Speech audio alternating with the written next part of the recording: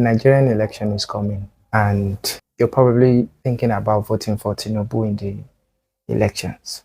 So you probably have a lot of friends that are worried about your sanity. The purpose of this video is to give you a couple of points that you can use to justify your vote for Bola Ahmed Tinubu. Now, my name is Big Emmanuel, and welcome to another episode. The first thing, first and foremost, is that Nigerians are stressed. To be honest, we are living in a very stressed condition. Nigeria needs a president that can provide good comic relief. And the only presidential candidate that has shown potential in that regard is Bola Ahmed Tinubu.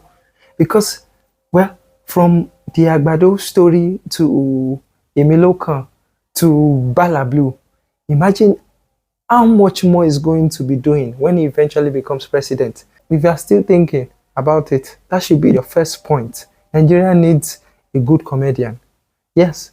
The second thing is that while a lot of people are going to say, oh, he's the one that aided this current administration, he helped them to come into power. But really, how is it that bad? He recommended this government, but it was Nigerian citizens that voted for him.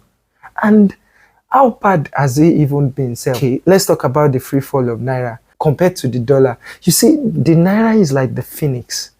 Honestly, sometimes you have to burn to ashes to rise up. And yes, people might talk about the fuel scarcity. Even Tinubu has been discussing it. The fuel scarcity is only helping to save people from getting kidnapped. When you think about it, the high transportation costs, most people would think twice about going out, about going on the road. And by not going on the road, they're saving themselves from being kidnapped. Seriously, if they kidnap you right now, do you have the money for ransom? And do you know what the stats say about road accidents? A lot of people are getting involved in road accidents. And for every people that don't go out, it's an opportunity to thank God on a Sunday morning that you didn't get into a road accident or they didn't kidnap you. So people might say, oh, he's not healthy, he's shaking, or whatever it is. Everybody said the same thing about Buhari. They thought that Buhari was not going to live until the end of his tenure, but he did. Look at him now. He spent 8 years in administration. See, it's God that gives good health to, honestly. And that is one thing you should always remind those obedient people or articulated people that might be telling you not to vote for Tinubu. It is God that gives good health. And you might think somebody is not going to last. Oh, he might be looking like, oh, he's going to fall at any point. But really, if God says that he's going to live until the end of his tenure, he will live until his tenure.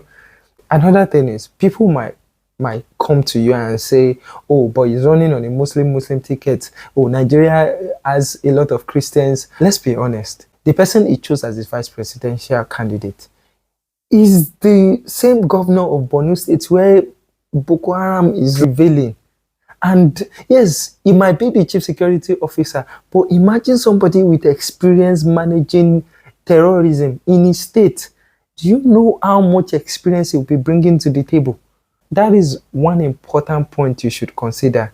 Now, let's bring it back to this current APC administration that he helped bring into power. Seriously, there is Naira scarcity.